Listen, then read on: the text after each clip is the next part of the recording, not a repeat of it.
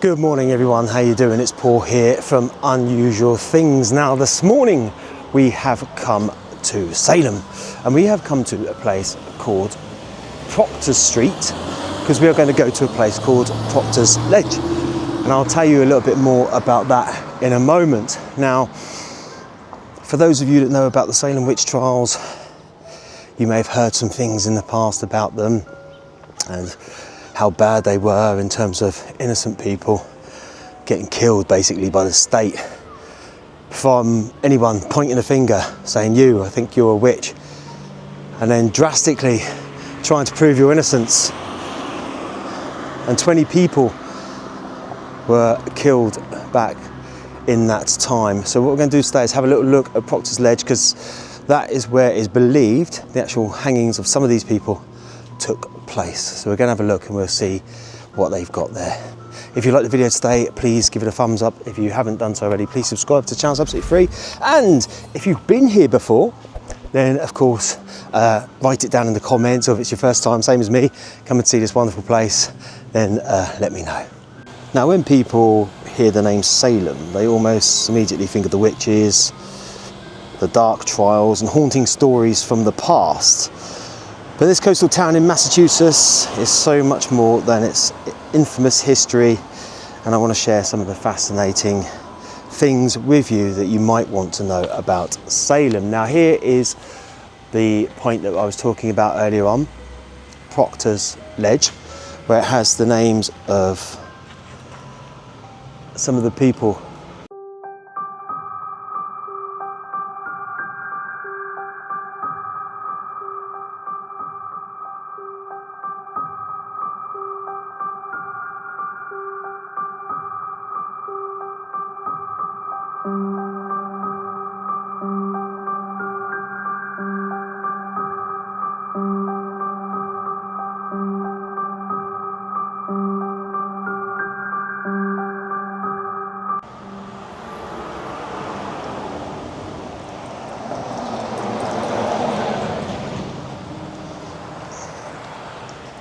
Now up there is Proctor's Ledge, which is where we shall be going in a moment, and it is believed this is where some of these people were hung. Now the Salem Witch Trials, which the town is most famous for, lasted less than a year, from February 1692 to May 1693, yet in that short time over 200 people were accused of practicing witchcraft and 20 were executed and 5 more died in jail.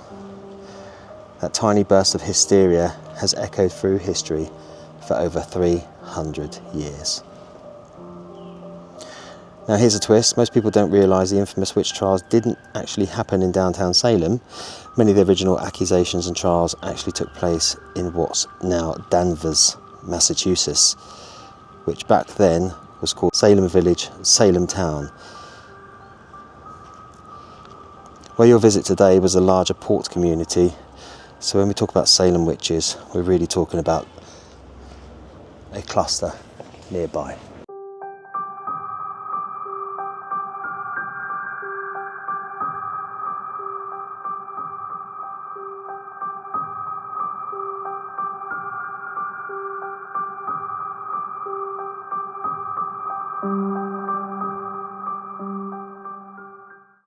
Now, after the witch trial, Salem reinvented itself, and by the late 1700s to early 1800s, it was one of the wealthiest seaports in America. Salem ships traded as far away as China and India, and in the area you can still see some of the old mansions that were built with that trading wealth from all those years ago. Like the famous House of the Seven Gables, which inspired Nathaniel Hawthorne's novel. Warning, no entry after dusk, police take notice, fines up to $300. Warning, 24-hour surveillance monitored by video camera. Now that's a good thing, because I can imagine with the history of this place, you're going to get people that want to come up here and do some sort of rituals or things like that. And you know, there's people that live along here as well, so it's not fair for them to have that. Now, I think in terms of this being a place of execution, shall we say, for some of the people that were targeted and were accused of being a witch. I believe that originally they thought it was somewhere else, and then it was only, I don't think it was too long ago in the distant past that they found out that this was one of the actual places. Now, the bodies of the people who were hung are believed to possibly have also been buried around here as well. However, saying that, it is also believed that some of their families came and took them. Now, you know, you think of the torment and the horror and what that must be like to be accused of being a witch, you know. And you know for a fact you're not, you know, you might have accused people of things in the past or shouted out stuff to people in the street before. But to then be taken and basically killed, murdered, because of what other people have said about you. That's like having a quarrel in the streets with your neighbours and then pointing and going, witch! And then you're like, oh, okay, now what do I do? There's no getting out of it back then. Anyway, so Proctor's Ledge is just down that part over there. So I've come down to this part because obviously it's quite a big varied space, and I just want to make sure that I cover all of it to make sure I've covered the right area basically. So yeah, but also it is believed that some of the family members of the ones that were buried nearby came and took them, came and dug them up, because like I said earlier on, they weren't allowed to be buried on consecrated grounds such as cemeteries and stuff. So it's believed that family members, but the sad part is no one will ever know, because they may have buried them on their own land, they could have buried them anywhere. So yeah, it's surreal being here, but it's also quite sad as well. It's one of those, you know, it makes you think about things and you're like, you know, I'm not religious at all, but you know the old saying there, before the grace of God, well, you know, you just never know. Now, I do want to say one thing, it's quite, I sort of, how can I put this? I'm not religious, but I'm very sort of spiritual, and I do pick up on energies and things like that. And this feels so heavy here. I was literally off camera. I finished my piece of camera then. I was just walking around, just trying to absorb some of it. And I just got this massive headache come on. I do like pick up on energies and things like that in places. And wow, really bad. Now, some of you that aren't into any form of spiritualism or anything like that might just say, Paul, it's all in your head because you're there, you're in that environment. There's so many variables that can accumulate to that feeling, and I get that and I understand that from someone who's non-spiritual saying that. Now, the thing is, those of you that know my background, I've been a paranormal investigator for over 25 years. And even back then, I would walk in places and just feel, not, you know, I'm not a medium or anything like that, but I would just feel on the energy and stuff. And I would just speak to people and they go, oh yeah, well, this happened, that happened. But yeah, it's quite heavy there, really, to be honest with you. Anyway, let's carry on now. Now, earlier on, of course, I was talking about the port town and how it started to thrive due to the shipping business. Now, it wasn't always honest trade. Salem had its fair share of privateers during the American Revolution and the War of 1812.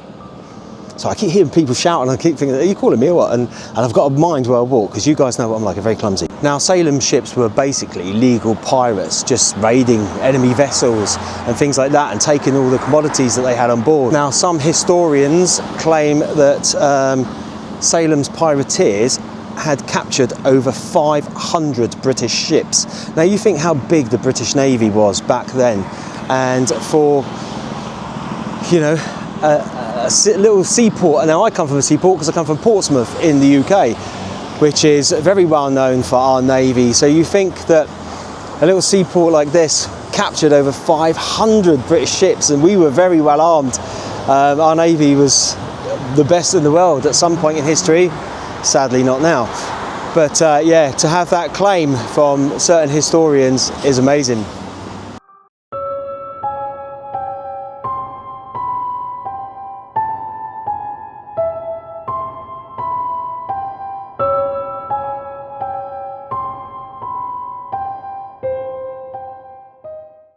Built for Joseph Neal, called Wayner, 1729, incorporating portions of a house from before 1664. Wow, I mean, look at that house, beautiful.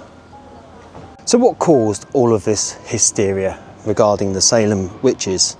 Some say it was down due to religious extremism. Others say it was the rye crops that were poisoned and causing hallucinations. And of course, lots of other people were just making accusations because of personal grudges, land grabs. So in the end, it wasn't really about the Salem witches. It lost all its momentum about the actual witches themselves. It was more about fear-mongering, power, greed, and of course, paranoia. Look at that beautiful house behind me.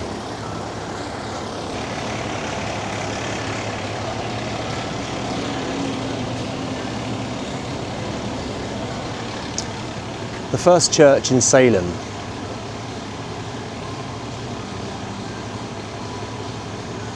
Let's have a little look.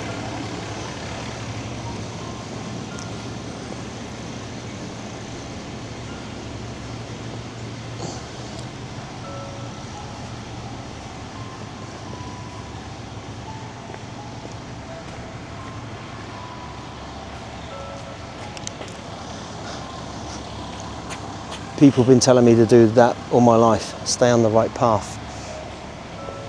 Anyway, let's have a little look.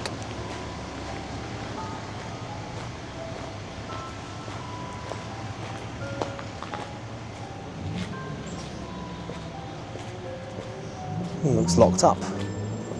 Mind you, it's quite early in the morning, I think.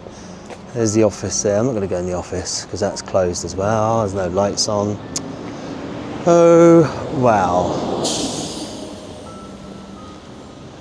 Beautiful building.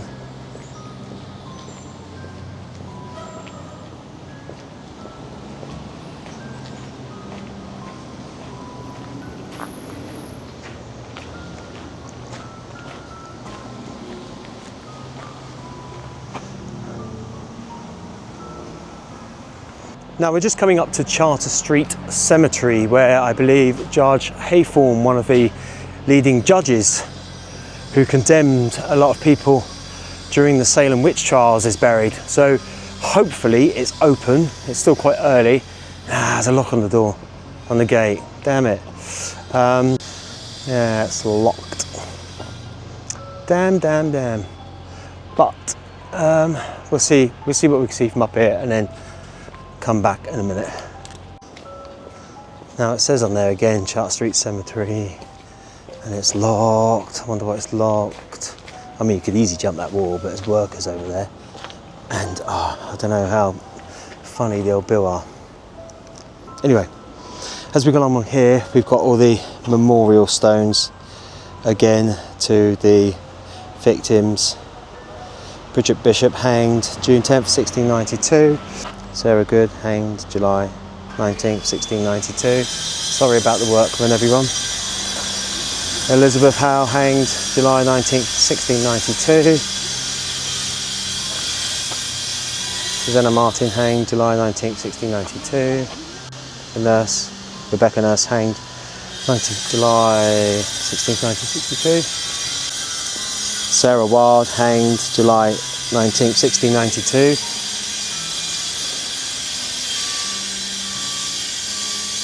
George Burroughs hanged August 19th, 1692. Martha Carrier hanged August 19th, 1962. George Jacobs hanged August 19th, 1692. It really does sort of make you think about things. John Proctor hanged August 19th, 1962. John Willard hanged August 19th, 1692. Giles Corey pressed to death. Now, that's a very sad story indeed. I'll tell you about Charles in a minute. September 19th, 1692. Martha Corey hanged September 22nd, 1692. Mary East hanged September the 22nd, 1692.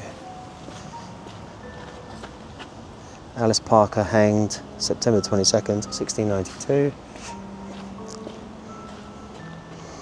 Mary Parker hanged September 22nd, 1692.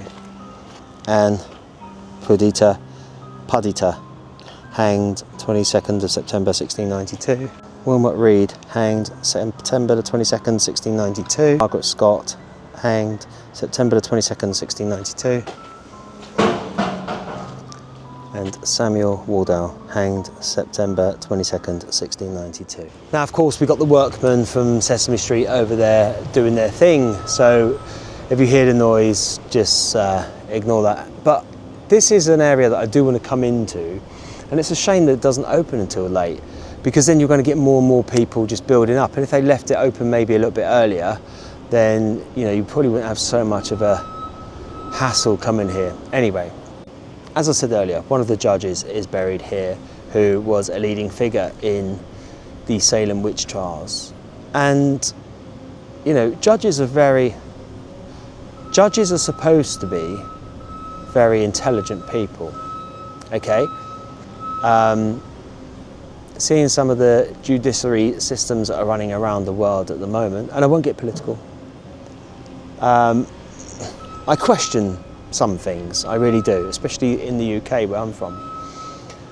However, even back at those times, 1692, you'd have thought that a judge would have been someone obviously in a position of power, in a position of trust, in a position of someone that upholds the law. And he, in his own mind, must have thought, what are these people doing? To what level? Where's this witchcraft coming from? And if I haven't looked at the evidence within the court, so I don't know.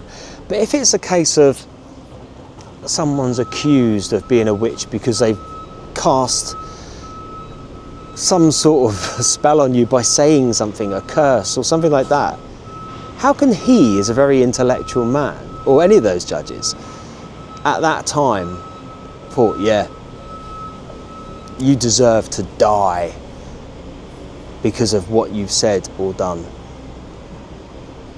It just makes no sense. Even back then, all those years ago, it makes no sense. I don't get it. I don't get it.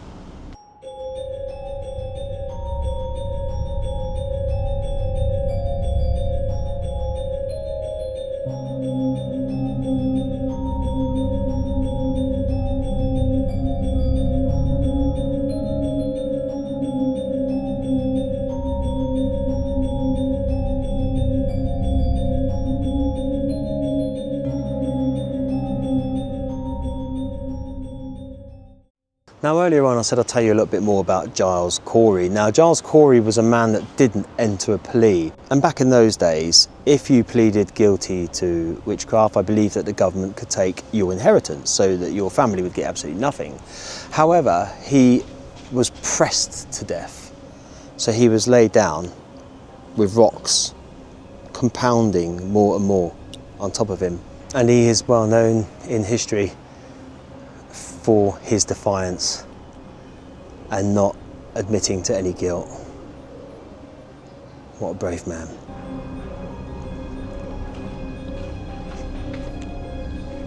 Now we're just coming up to Salem Jail. Now this is a place where many of the accused were held before their trial, of course. Now I don't know if we can get in, or I don't know what it is. I don't know whether it's an outside, inside, what side. But we'll have a look. Now, I'm not sure if this is it or not. I don't know. From my map, it said it was on the corner. So I'm not sure whether it's that building. We'll go outside and have a look in a minute. But you know what, they're like sometimes they have these little maps and things are tucked away, aren't they? So I'm not sure, but we'll have a nose. And if someone pops out, we'll ask, of course, as always. My map's telling me I'm 1 minute away from the location. What's that sign there? 50 St. Peter Street residence entrance. So I'm not sure whether that's the building or not, but we'll come around the outside and we'll have a look. And there may be some sort of plaque there or something.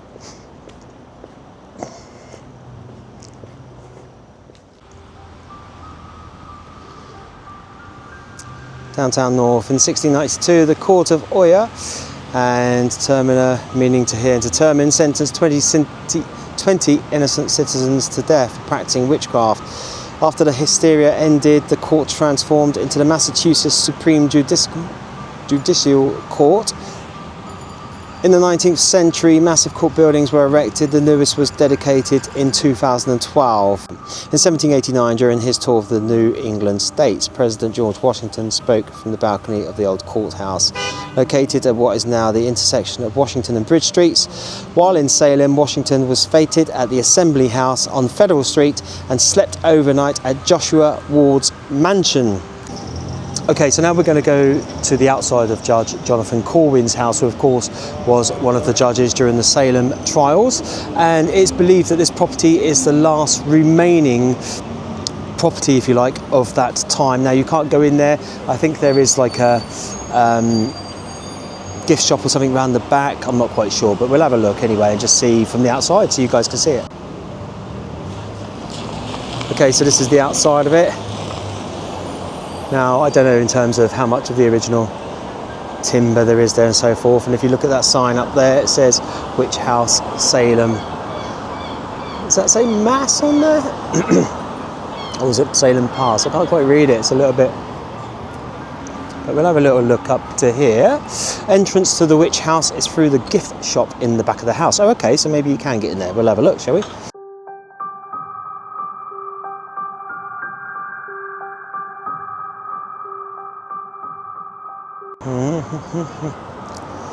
This goes to Witch House. We are 7th century house.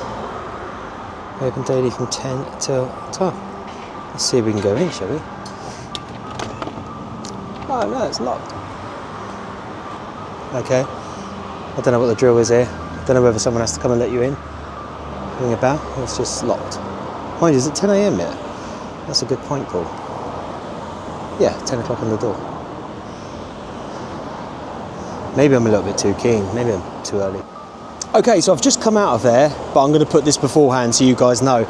You're not allowed to film in there, but you are allowed to take photos. So I took loads of photos in there, and I will show you guys what the witch's house, as it's called, looks like now on the inside.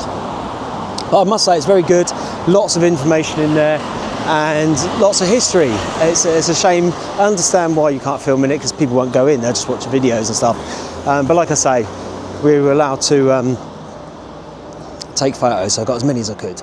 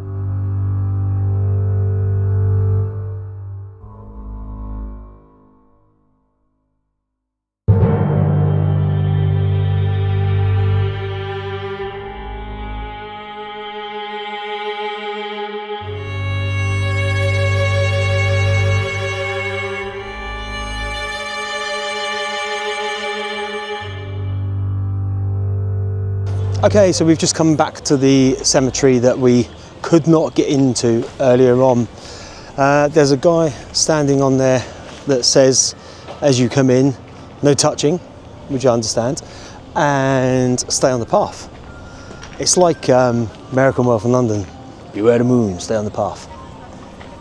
There's lots of workers down there doing their things. They've gone quiet, which is good.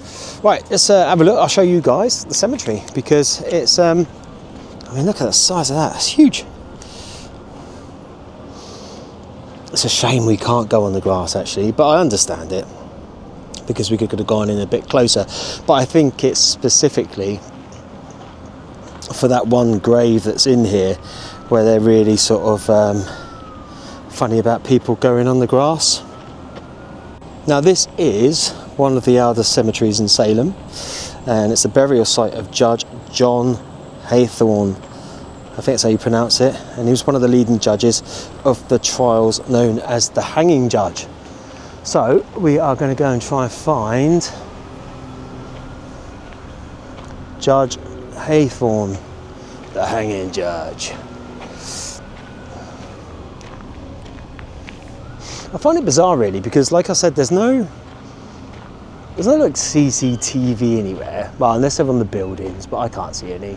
And there's real strict rules, you know, when they're open, they've got a guy on the gate, don't go on the grass, stay on the path and all that sort of stuff. However, as we saw earlier, you could just jump the wall. I know it's wrong to, because they don't want you to, etc, etc. I get that, and that's not what we're about. But I just find it a bit weird. I thought they'd have made the security a bit more.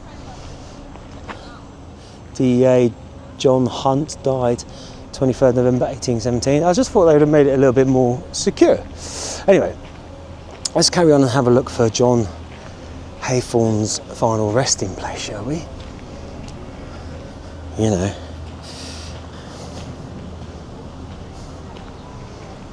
The hanging judge. Looks like it's going to start raining now anyway.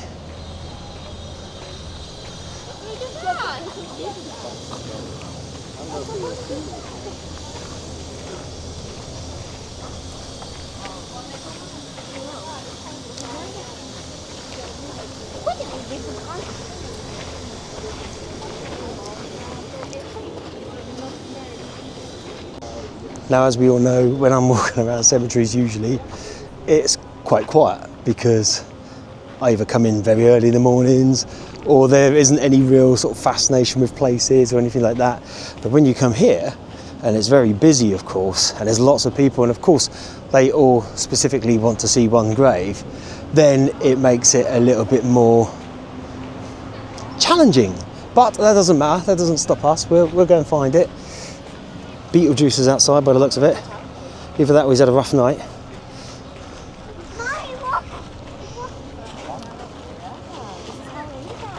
So there's lots of people in here of historical interest, of course.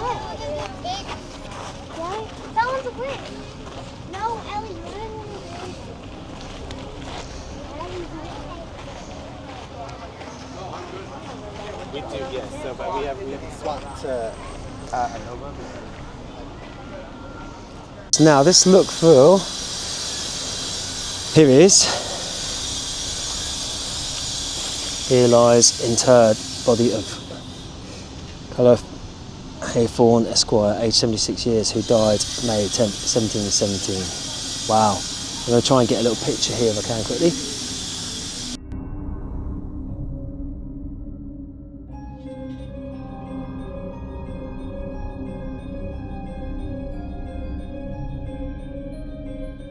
So thank you everyone for watching. As always, we'll give the Salem Witch Trials a wrap there. There is so much more you can go into here, and there's so much history on it, and there's so many commercial buildings as well. You could be here all day, literally, spending time looking around, digging up bits of history and so forth, and it's an amazing place to come. If it's on your to-do list, I would highly recommend coming to Salem for the Witch Trials alone, because it's definitely it's just worth being there and being in the moment as well. And if you're into your history, of course, Captain Moore from the Mayflower in the same cemetery there as the judge that was known as the Hangman. Thank you as always for watching. Don't forget to leave your comments down below. Did you like this video? Let me know if you've been here before yourself. And if you haven't done so already, subscribe to the channel. It's absolutely free. Hit the notification bell, and I'll see you all on the next one. Take it easy.